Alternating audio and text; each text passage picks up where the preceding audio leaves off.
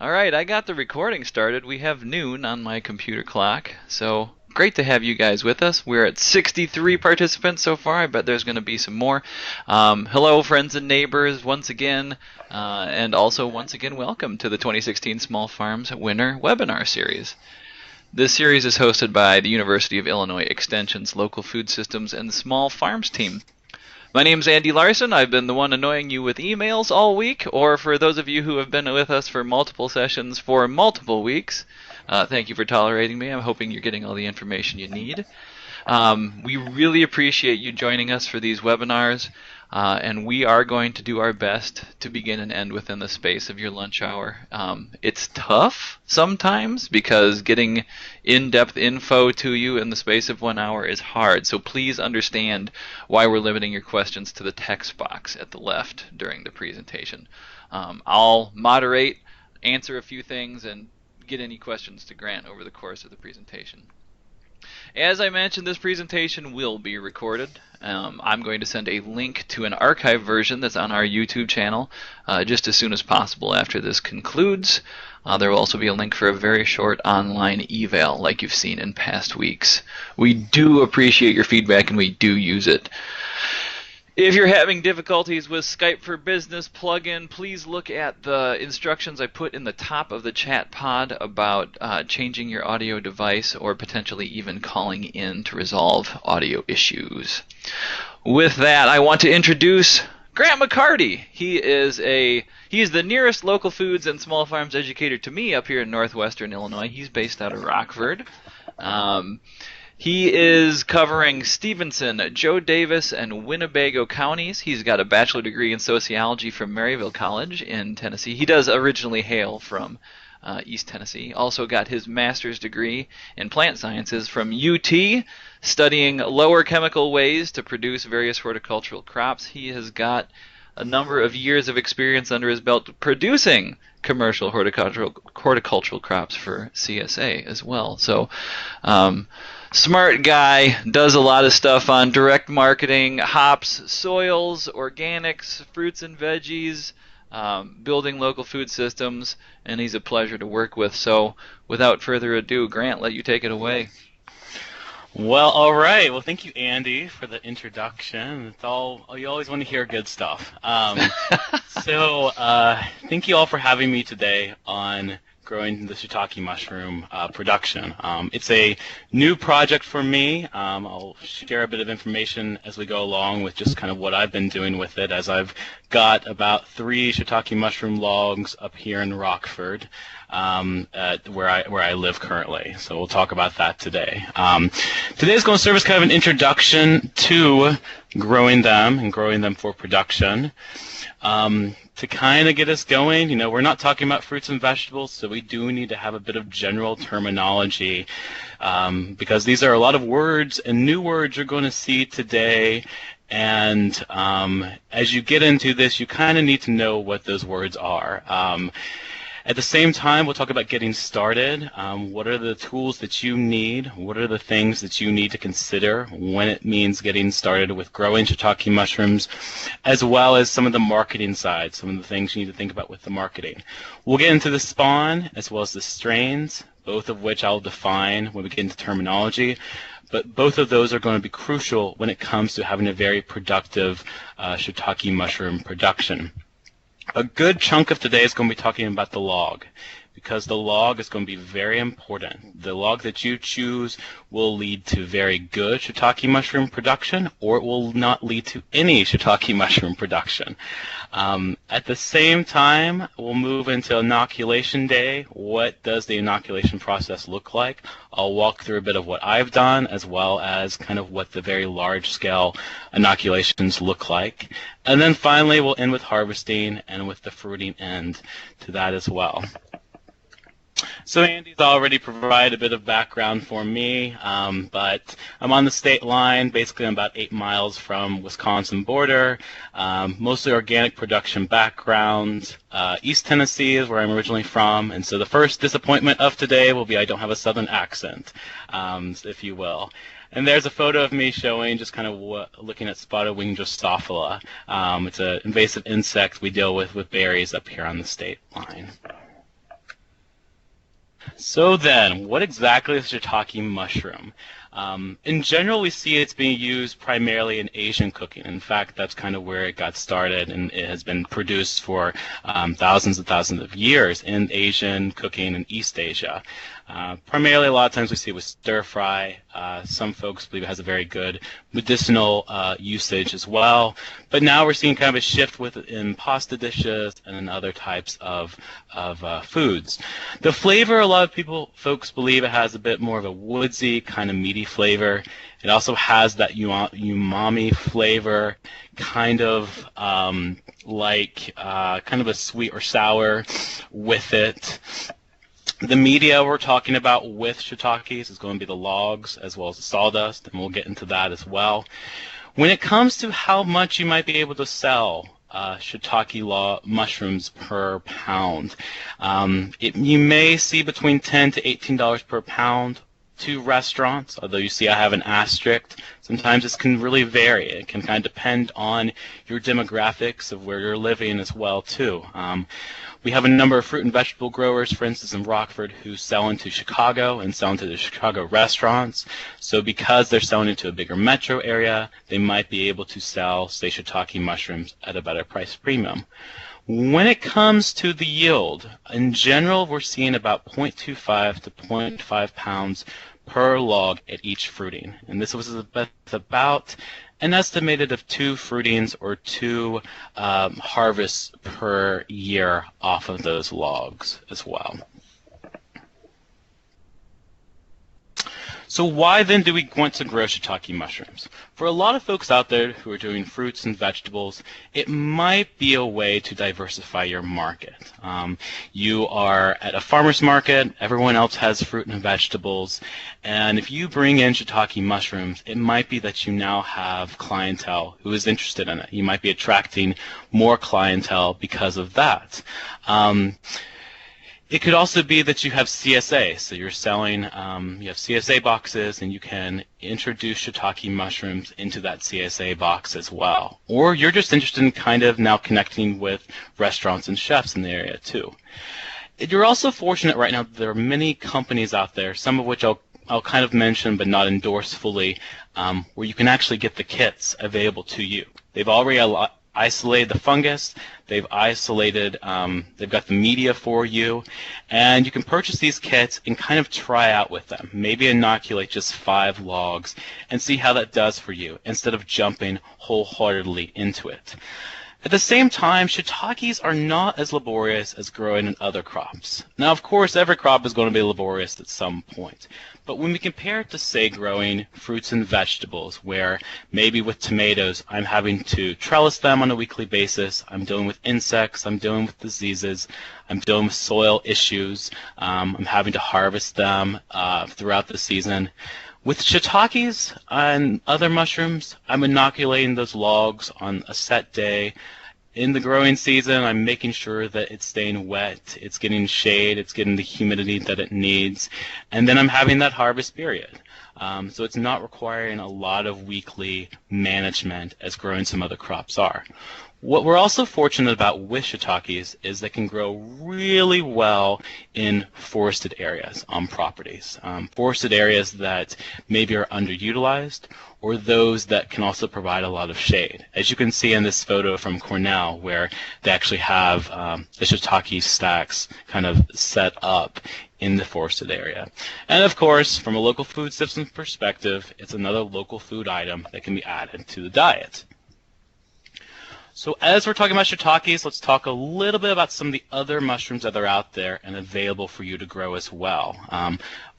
Many of these you're going to see from the companies you might order your spawn from. Oysters are another one. They're fairly popular right now. You can see in this photo from Cornell, oysters being grown in straw media inside a plastic bag. This is kind of the common practice for those. Wine cap is another mushroom that's becoming a bit more popular. It has kind of a different, unique coloring to it. Some people will actually kind of grow this in compost, or they will grow it kind of in their main garden or vegetable garden area. Lion's mane is another one that has kind of a distinctive look to it, kind of as the name denotes, a lion's mane, although it's more white color. In general, with a white button, the Cremina as well as the Portobello, we rarely find the strains available for these. Sometimes you can find them, but the reason we don't always find them is that a lot of times the price for these at grocery stores, if you think about white button, is so cheap that it's not really cost effective or very productive to get a good price premium if you grow these and want to sell them at the market. It's not always the case, of course, but just kind of know that that's why you don't always see these. Some of these that I've mentioned are grown very similar to shiitake mushrooms. They're grown on the logs or they're grown in other ways too. As you're thinking about this, you need to start thinking about your market. Who are you going to sell these to? Is it going to be the farmers market customers? Have you already had conversations with people coming to the farmers markets who are interested in shiitake mushrooms or interested in other mushrooms? Do you have a CSA, an ongoing CSA, where you can supplement those boxes and introduce shiitake mushrooms? This is sometimes something that some CSA growers will do, is kind of quiz their CSA members in the upcoming year and ask them what they would like to see added to the box. And sometimes they might request shiitake mushrooms. So you might already have kind of a market in that way. Is it the chefs, or is it that you need to find buyers for shiitake mushrooms already? And it gets back to the question of, is there a market for shiitakes in your area? Unlike, say, some of the fruits and vegetables that, if I show up the first week of July with a whole basket of heirloom tomatoes or others, I'm probably going to sell those pretty fast at the farmer's market. I may need to try to find a market for shiitake mushrooms. It's not always going to be that everyone wants mushrooms and everyone loves mushrooms. So kind of start thinking about those questions as we get into the production. But just know that it can provide quite a bit of diversity, especially as you're thinking of scaling up, and especially as you're thinking of maybe expanding your operation. So now, kind of some things we've got to think about before we get into shiitake mushroom and production. You may need outdoor access. Knowing that these are logs that we are choosing, you may need to have some outdoor access, especially if you're going to stack these up high. Or you might need to have barn space, or you may need to have some indoor access where you can store these a bit properly and give them the shade that they need. But just know that sometimes that can be the hindrance, because when we get into kind of what the growing season needs are, we're talking a lot about shade, and we're also talking a lot about water access. Know that shiitakes have a very long growing season, and growing season meaning from the time that I inoculate it and set up my inoculation on those logs to the actual harvest. And it all may be between 6 to 18 months for that full mycelium spread to happen, or mycelium run to happen.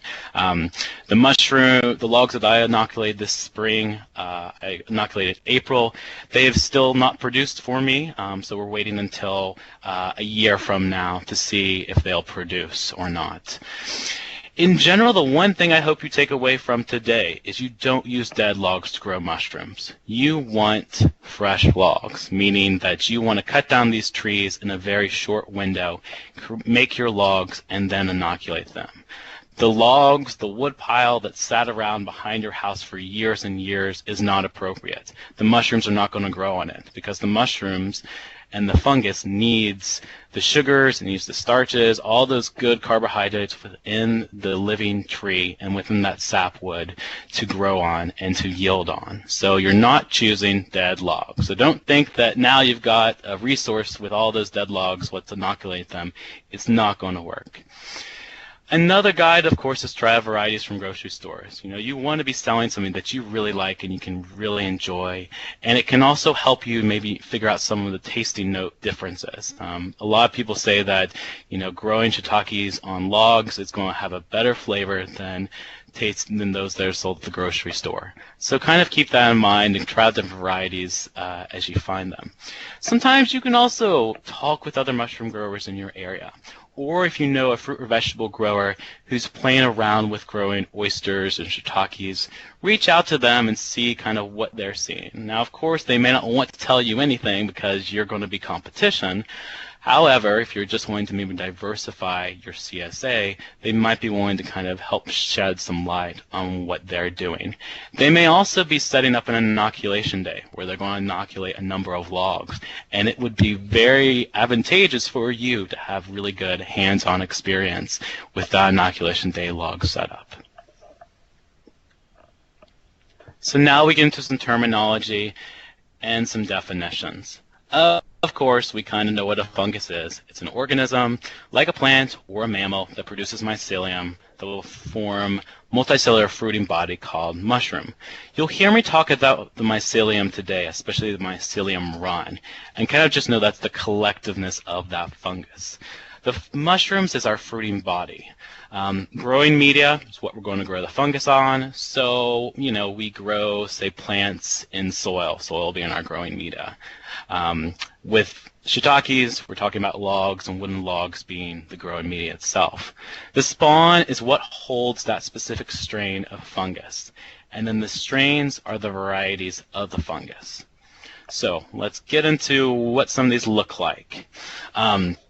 This is a resource taken from Field and Forest. It's one of the numerous mushroom companies out there, so I'm not endorsing one over any of the others. But this is a really good handout that comes from them, because when you start looking for mushrooms and strains, you are going to be looking for different names. You see WR46 as one, meaning a wide-ranging strain, which we'll get into a little bit later. You'll see other names like Bellwether, and you'll start to see some different colors, some different characteristics with them as well. You'll also see fruiting temperatures, and that will be very important when it comes to the actual fruiting and the yields of and when your mushroom log is going to yield. And then finally, you kind of see what your growing season looks like as well. How long is it taking from inoculation to the yielding process? So that's kind of where we're getting at, the strain name being kind of what the variety name is. So my spawn is what I'm actually putting into the log. The spawn is what you see here in this photo. This is a wooden plug made from hardwood, and it actually already has the fungus on it already. So I'm making holes in my log, and then I'm placing each of these wooden hardwood dowels plugs into the logs itself. Sawdust is also another spawn that is used for shiitake mushroom production. For both of these, I'm matching the spawn with the growing media. So the wooden plugs are being matched with the wooden logs, or the sawdust is being matched with another growing media. Although sawdust can also be matched with the wooden logs too. Sometimes you may find kits that will come with the spawn already inoculated on the growing media. So it may be that I'm already just going to purchase from a company a log that already has the wooden plugs in it. But in most cases, the kits are coming with the spawn, they're coming with some sealants, and which I'll get into a little bit later, and I myself am having to provide the growing media. So the common spawns for our wooden logs for shiitakes is going to be the plugs, which you see here in this top corner, the mycelium and the hardwood wooden dowels. The white covering that you see on these is actually mineral or cheese wax covering. It's just kind of keeping the moisture out. It's keeping any rogue fungus or any bad bacteria from getting in there as well. These are fairly reliable. They're very easy to use with the logs. I drill the logs, I hammer them in. It doesn't require another piece of equipment for me to place them in. They can be very expensive, especially if you start scaling up and getting a lot of logs. They can be a little more expensive than, say, the sawdust. The sawdust is what you see down here at the bottom. So the sawdust is hardwood sawdust. The mycelium is already mixed into it. You make the hole in the logs or the other growing mix or the other growing media and kind of mix with it. The sawdust in the log is typically the mycelium will run faster and inoculate faster if it's sawdust on the log in the log compared to a plug in the log itself. But the hardwood plugs are kind of the common ones that we see, and these I'm buying from a company. I'm not making these hardwood plugs. I'm purchasing them, and then I'm just hitting them into the logs. So now we get to our growing media, our logs.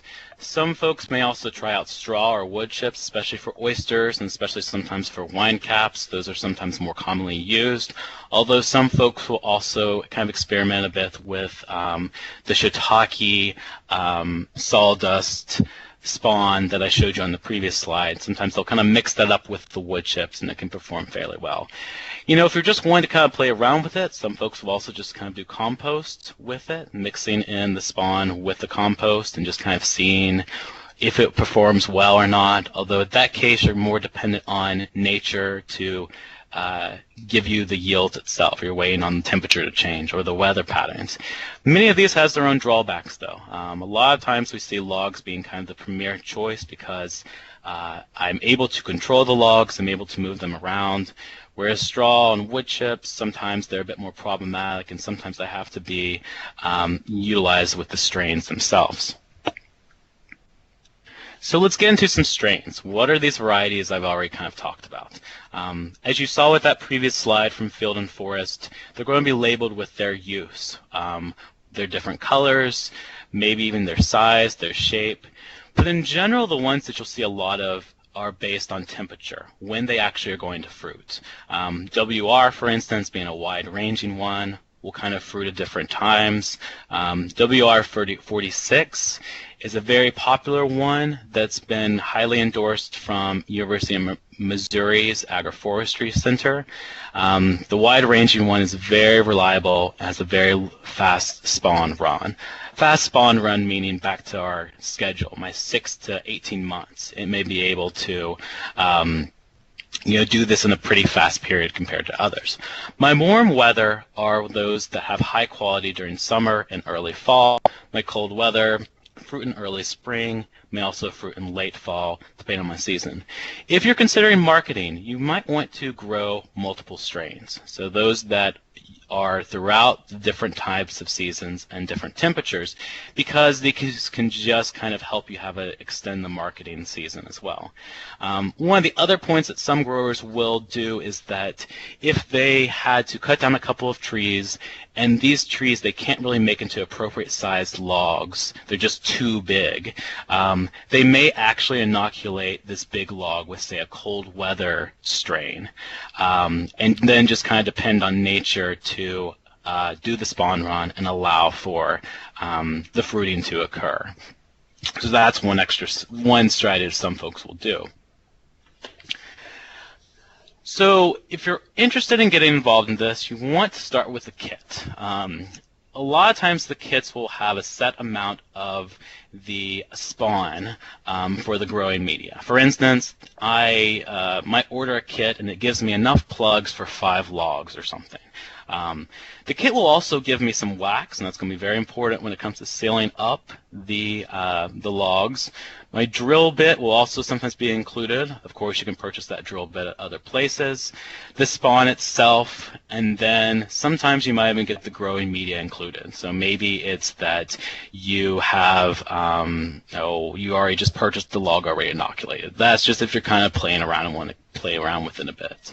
You can see in this photo, you've got your bag that has the spawn in it.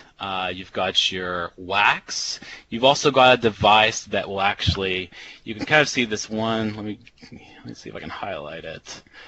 Got this one. Oh, sorry. So you've got this other device where you press down into the spawn, and then you can press that further into the log itself. It's right there, right beside the spawn. I can't highlight it for some reason. So that's another piece of kind of your kit. There you go. Thank you, whoever did that. I appreciate that. That's what I'm talking about. No problem. So, yes. So that is that piece of equipment is if you are using sawdust. It picks up the sawdust and then it has a compression and you press it into the hole. If you're not using sawdust and a mixed bag of sawdust, and you just have the wooden plugs, you don't need that. You just need a hammer or a mallet, a rubber mallet. So now let's talk about choosing your log, because this is, as I preface, this is going to be very important when it comes to growing shiitake mushrooms appropriately. The importance of the tree variety is crucial. This is going to ensure spawn colonizes, and in general, just some shiitake mushrooms grow better on it than others. And a lot of times this is due to the amount of sapwood. It is due to the mixture of carbohydrates and other things and other sugars within the trees itself. Some trees are more susceptible to foreign fungus and foreign bacteria. So when I cut down that tree and I inoculate the logs with shiitake mushrooms and with my fungus, it may be that they can't outcompete this rogue fungus that we didn't want there.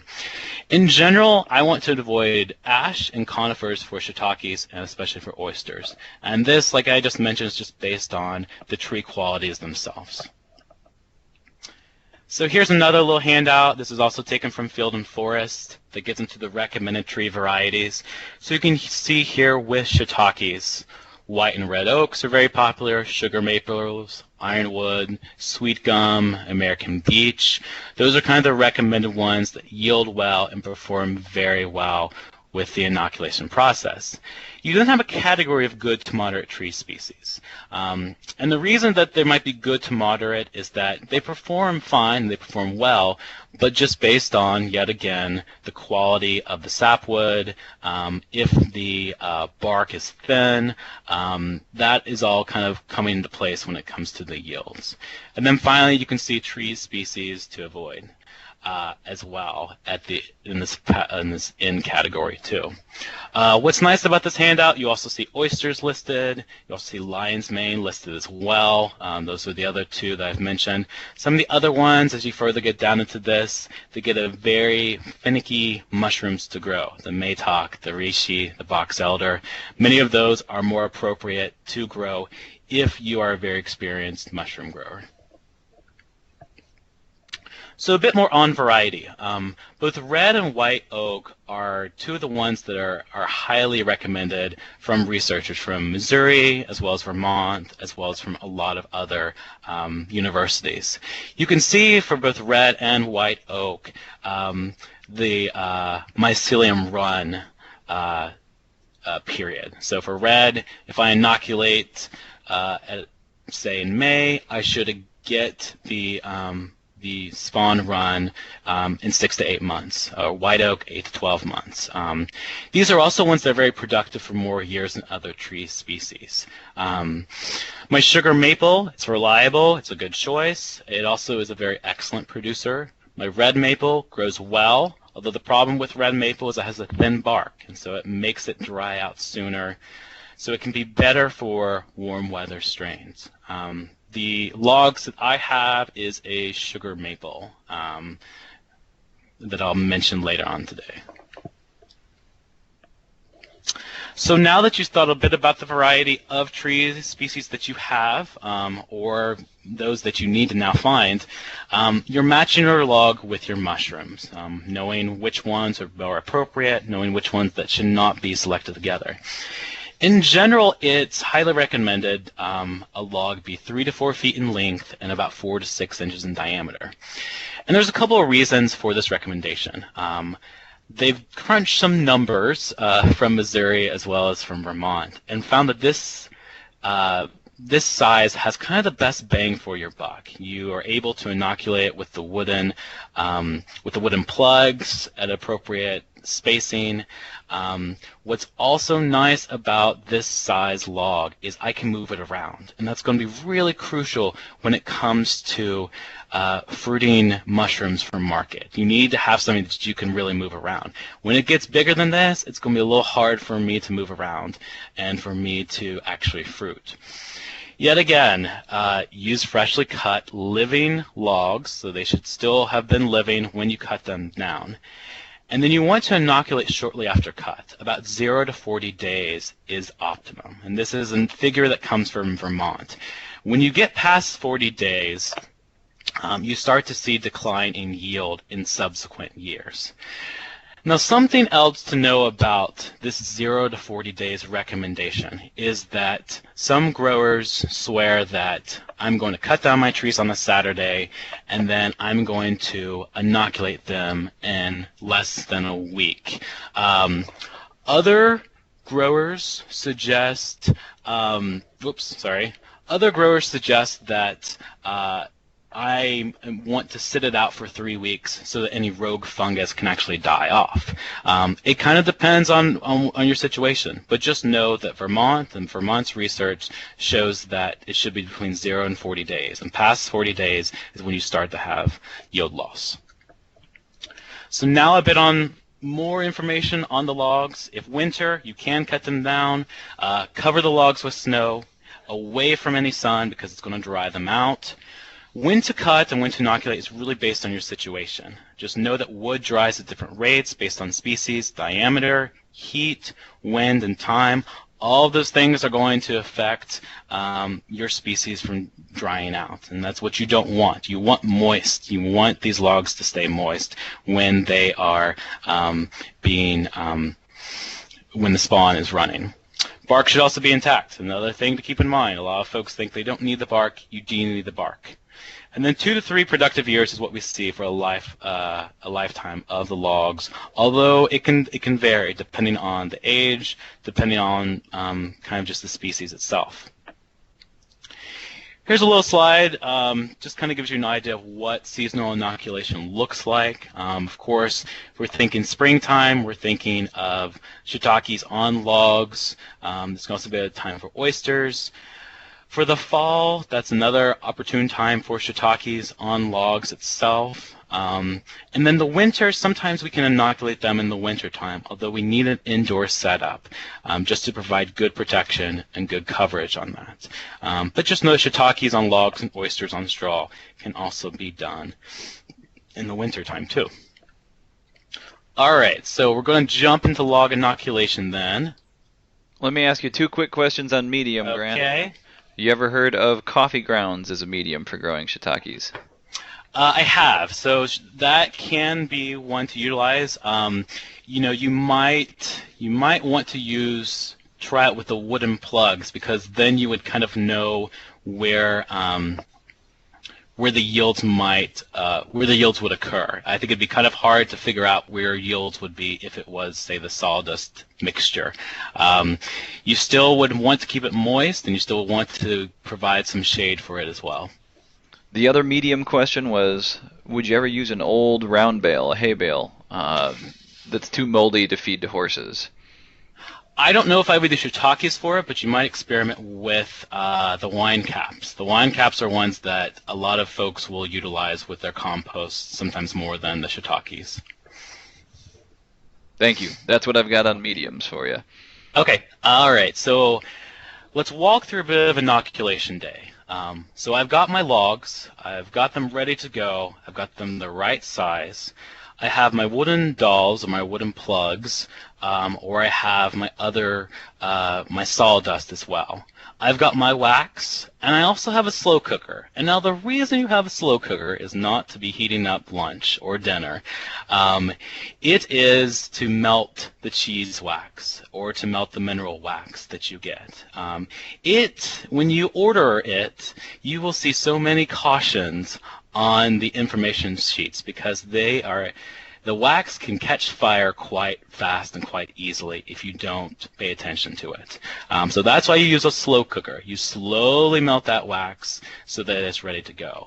And you also want to use an old slow cooker. I was stupid and thought, oh sure, I'll just melt my wax in the slow cooker that I normally use. Well, that's not great because then you've got a slow cooker covered in wax that is painfully hard to cook. Or painfully hard to clean, rather. So you need a new slow cooker or you need an old slow cooker that you're never going to use again except for melting cheese wax. A paintbrush or a dauber to kind of close it up and hold those, cover those holes. You need a pretty powerful drill, about 2,500 RPM. But just know, sometimes if you're just doing a couple of logs, you can get away with a drill that's not as heavy duty or heavy pressured as that. You also are going to need that drill bit. So the Brad Point 516, which you see here in this photo, this is my drill bit. And then you need a hammer to kind of put those plugs into. Now, if you're thinking about a kit and you're thinking about purchasing that kit, just know that your standard kit might be for, say, $20 or $25 for 5 logs. And it includes a drill bit, it includes the wax, it includes, it can include some other things in there so that I'm not having to purchase them here on out. Maybe I'm just going to have to purchase the wooden plugs or the wooden dolls as I want to inoculate more logs. So just know it's kind of more of a cost up front, but I'm not having to purchase that anymore. So here's some just of what my little operation looks like. You can see my slow cooker, and there's my plug wax that I get. So you can see here I get about 3 ounces for 5 logs is what I got. And I didn't end up having to use all of that, so keep that in mind. There's my drill bit to make those holes. There's not a stopper shown in this photo, but it does come with a stopper to kind of make sure that it only goes about 1 inch depth. So I've got my logs picked out, and I'm going to do a diamond pattern. So each of those holes is going to be 1 inch deep.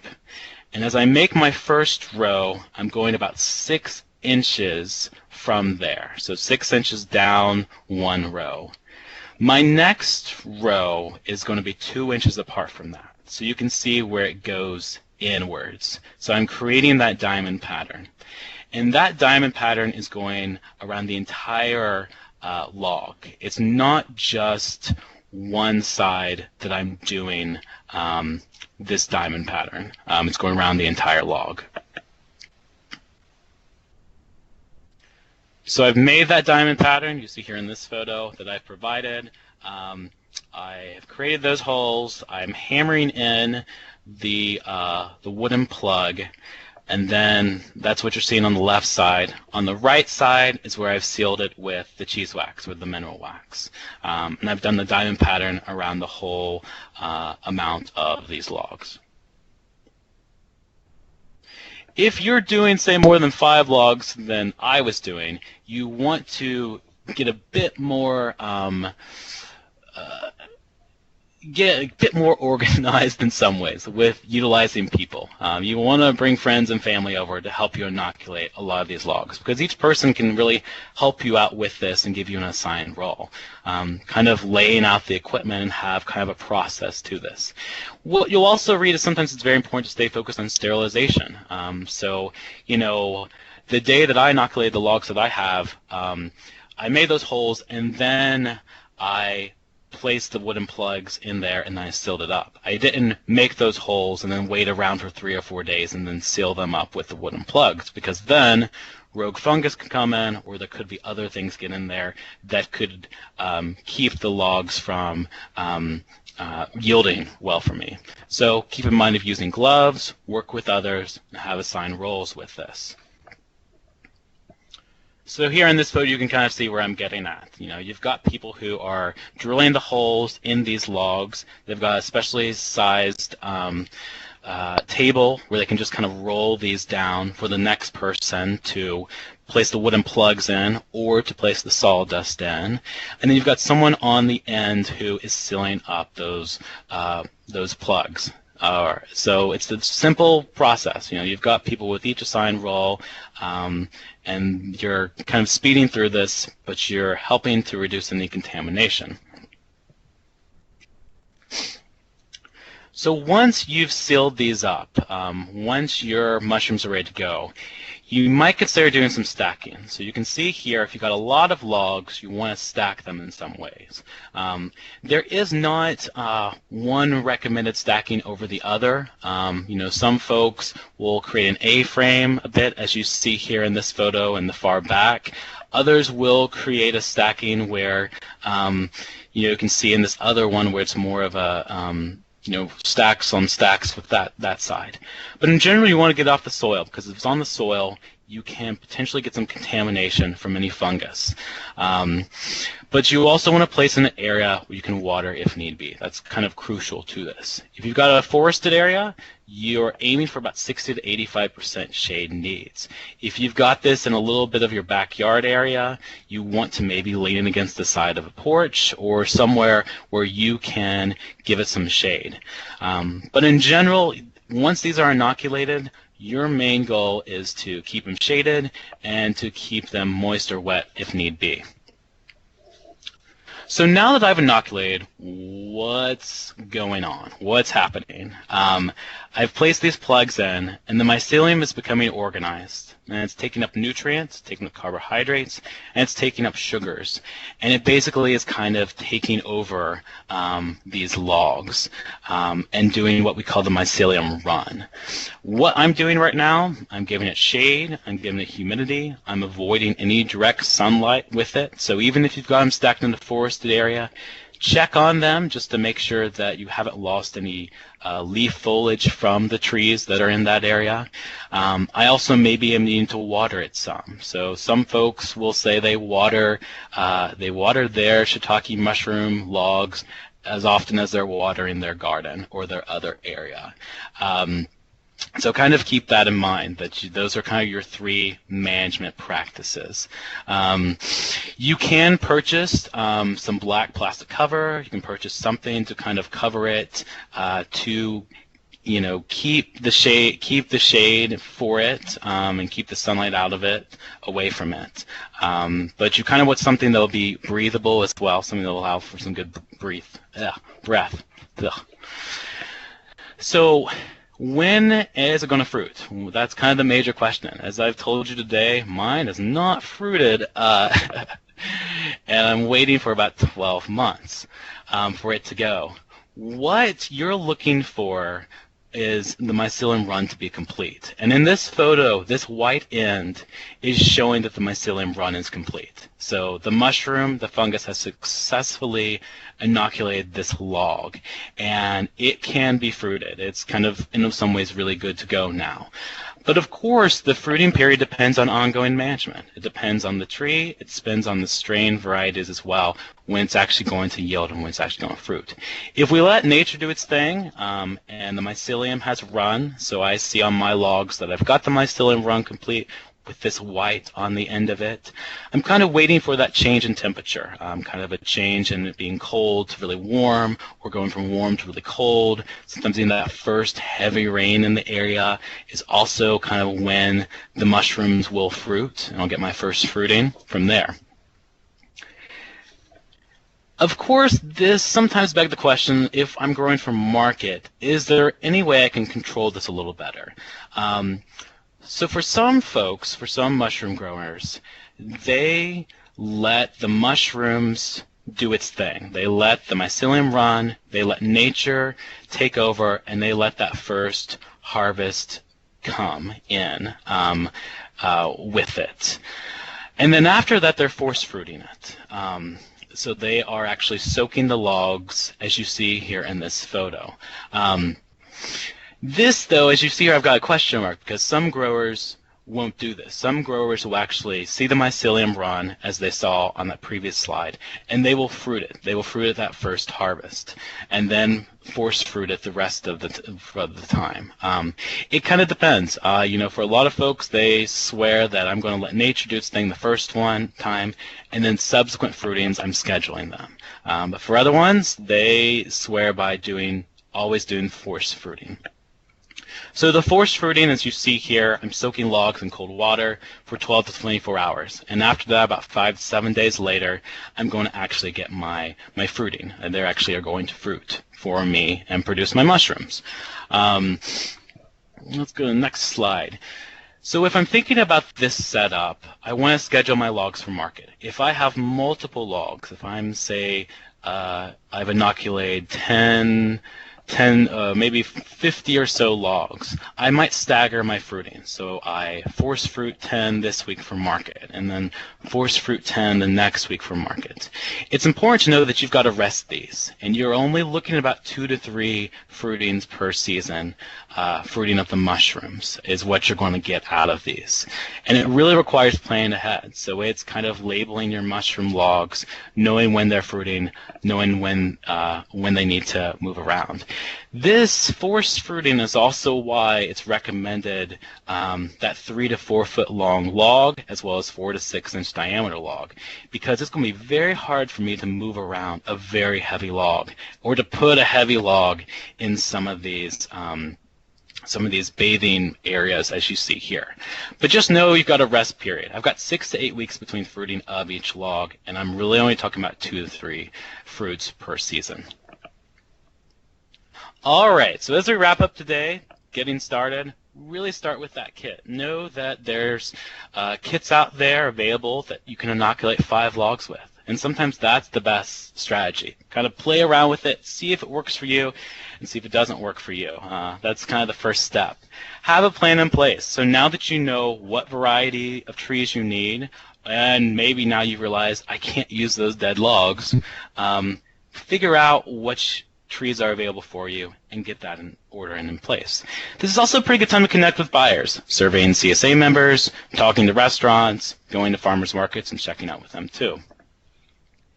I do have a little slide about troubleshooting, so if no fruiting occurred after 12 months, sometimes it's that my log is too old. So I cut it and then I went very much past those 40 days, or I let it sit around.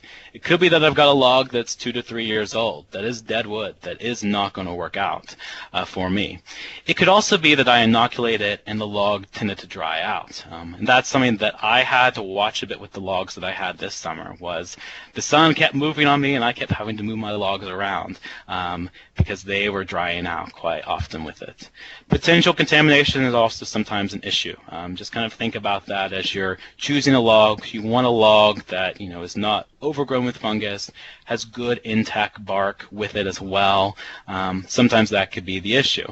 But a lot of times, especially with this, just kind of give it time. You control what you can control and see how it goes. If you've done everything with that, kind of play around with it, but kind of give it a bit of time with this. So with that, find the right mushroom and setup that works for you. Really develop the market as well. If you're thinking about scaling up and selling to market, keep it shaded, don't let it dry out, and at the end of the day, kind of give it some time with it. I want to leave you with a couple of resources. Missouri Center for Agroforestry has some fantastic information when it comes to getting involved in production. One of the other ones that is really, really great is University of Vermont, and this has best management practices for shiitakes. And this is a really great guide because they have basically interviewed a number of shiitake producers in Vermont and gotten their take on shiitake mushroom production. So they tell you what they do, they tell you what they don't do. It's kind of the best way of actually talking with shiitake mushroom growers instead of having to find them maybe in your area. North Carolina State, Oklahoma both have very good extension guides for shiitake mushrooms. Know that there's also some really good resources for growing wine caps available as well through extension. I think NC State has one on shiitake, on wine caps. There's 2 resources, 2 companies out there, Field and Forest, as well as Fungi for Pecta. But no, there are numerous companies out there. I don't endorse one over the other, but just know that those are 2 that you might look at and consider checking out. So, Mr. Larson, how about we do some questions? We've got a good slate of them, and I have a feeling goodness. some more are going to come in while we're talking here, Grant. So, all right. Great question, I thought, anyway, because I'm a business dork. What is the ROI, the return on investment, on a mushroom kit? I mean, I'm sure that's going to depend on the market. Also, how often do they have to be purchased? Is this something that you have to get new annually? Yeah. So it kind of depends. If you are getting started with, say, 5 logs, you might be looking at purchasing spawn for $25, but that kit's going to include a drill bit, which you can use for many other inoculations. It may also include some cheese wax that you include for some other inoculations as well. So really, a lot of those major costs up front is a heavy power drill if you're doing a lot of logs, so maybe running $150 or $200 or more. And then, buying the spawn every time you need it. It's kind of complicated to get your own spawn and make your own spawn. You're better off purchasing it from companies. Because it's going to be clean? It's going to be clean, it's going to be sterile, and you're going to have more success with that. There's, I think, a couple of guides. I think Vermont has one that gets into a bit more of the business end, and I think Missouri does as well. And I posted an old pub from Minnesota that was on the Field and Forest website as well, so that's in the links above. Okay, just out of curiosity, when you say a great big drill, are you talking like a big old hammer drill? Like I mean, does it take that much to drill into these logs, or just a good sharp bit will work? It depends. It doesn't take too much, but if you, say, are inoculating over 100 logs on a given day, you need something that's very high power. Okay. That's what you need. Okay, gotcha. So we had a question about a wooded area close to a creek. How close to the creek should the mushroom production be? So there's no real. It doesn't need to be too close, but I think if you are wanting to do some forced fruiting, some people will actually force fruit in a river or a stream for that 24-hour period. So you might think about your production practice at that point, can I get it as close enough so I could get some water on it if need be, but could I also get it close enough where I can haul those logs for the forced fruiting strategy as well. So it kind of, is up to the person at that point, depending on how many logs they might have. Excellent. There was a person who inoculated some hackberry logs with oyster mushroom spawn and noticed holes in the wax seal in the days and weeks after inoculation. Is this an insect? Is it a problem? It could be a problem. I don't know of any insects that might be getting into it, but if that seal breaks, it is exposing the mycelium to any type of fungus that might move in. You're potentially could maybe lessen the production side of it too, because that seal is really keeping out the elements, both the weather as well as any type of bad fungus or bacteria that could get in. What's the temperature range for fruiting shiitakes? It's going to depend based on the strain. So there's going to be some warm weather strains that maybe are going to produce, in the 60s or so forth. Some of the other ones, they're going to be kind of fruiting in, say, the 30s or the 40s. The wide-ranging ones can kind of do both with that. You need to kind of look at that strain guide. As far as any zone issues, any planting zone issues, there's no issues with that, though. How long can one log be used before having to start with a new one? I think this person's asking if they have already inoculated it. So if you've already inoculated it, you're looking at productivity about 2 to 3 years with 2 to 3 fruitings per season. If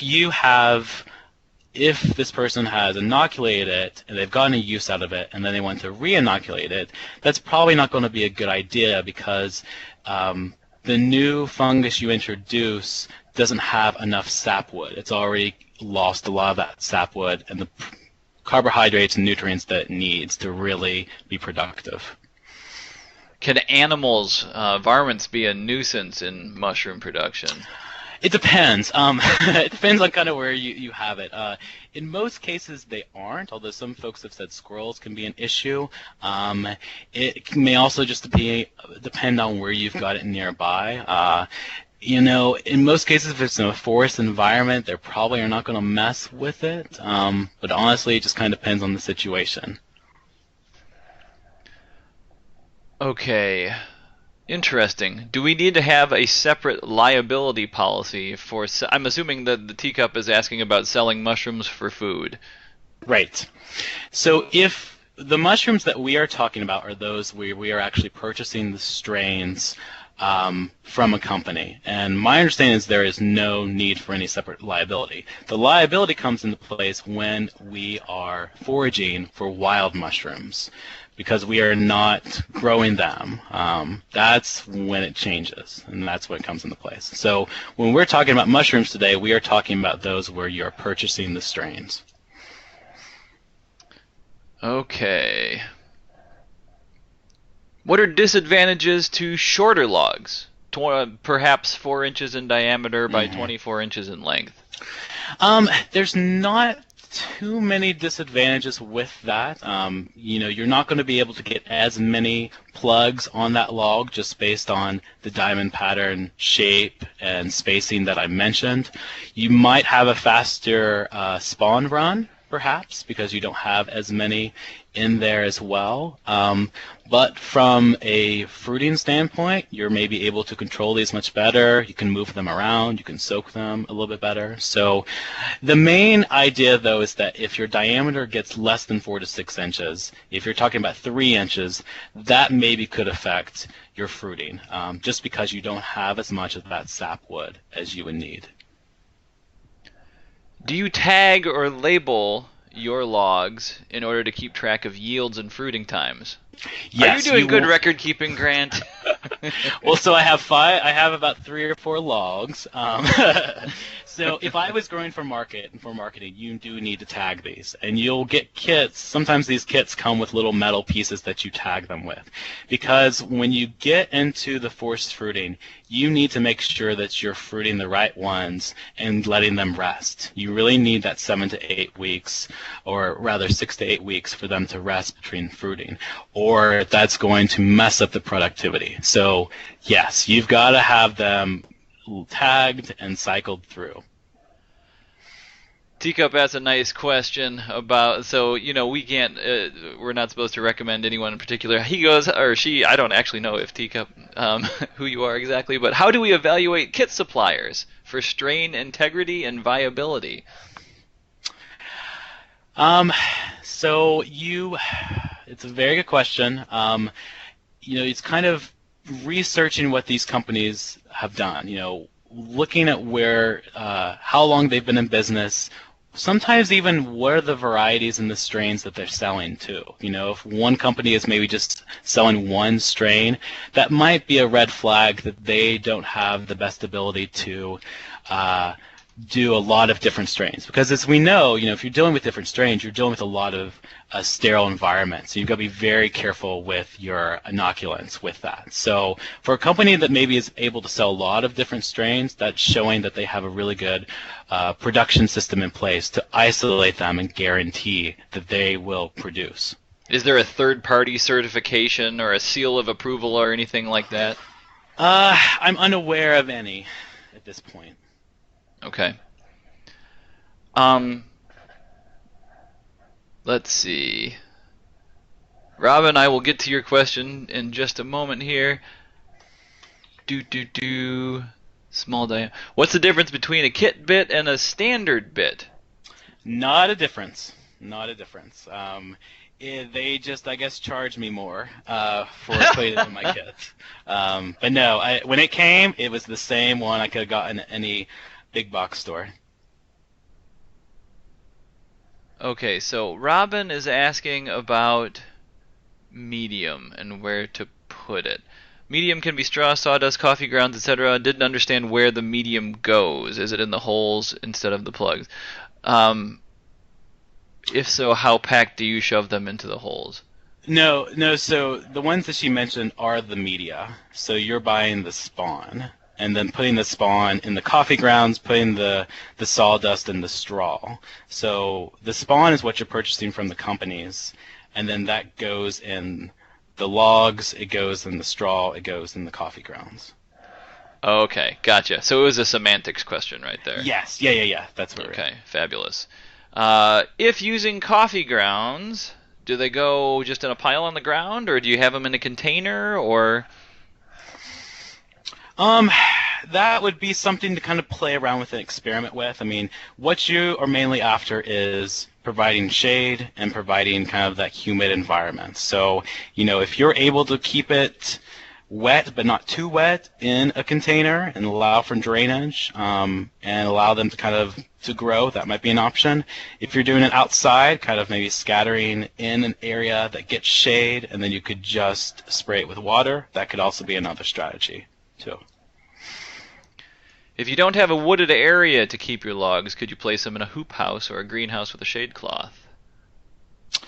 That could be an option. Now, the only thing to keep in mind with that is, as we all know, those hoop houses get very hot, and so the logs can potentially dry out very fast.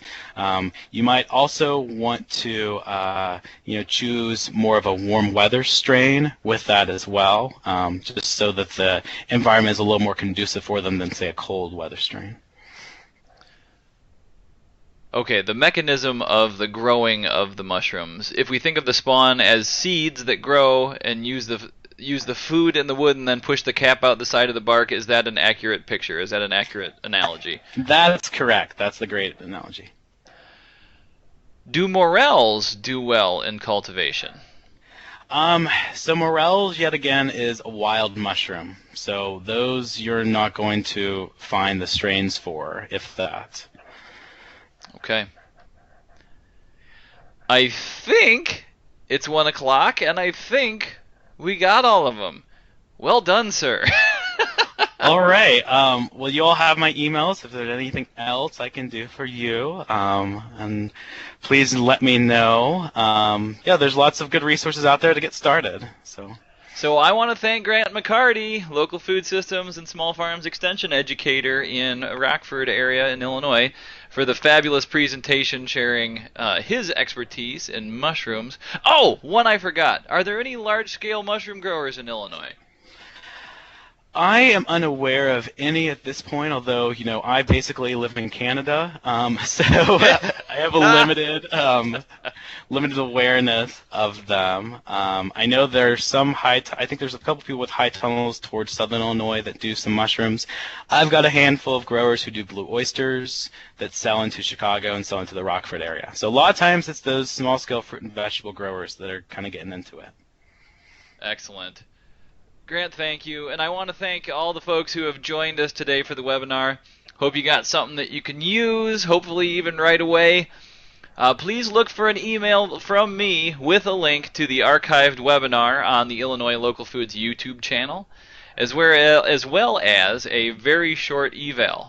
As usual, I'm going to send out a short Qualtrics questionnaire to get some feedback about what you thought about this webinar and what you'd like to see in upcoming webinars. So please do look for that, and please do, if you'd like, join us on the February 11th, next Thursday at noon, for managing horse pastures on small farms and acreages with our Local Foods and Small Farms educator, Jamie Washburn. With that, I am going to stop our recording, and I appreciate everyone's feedback and Grant's expertise. Y'all have a fabulous week.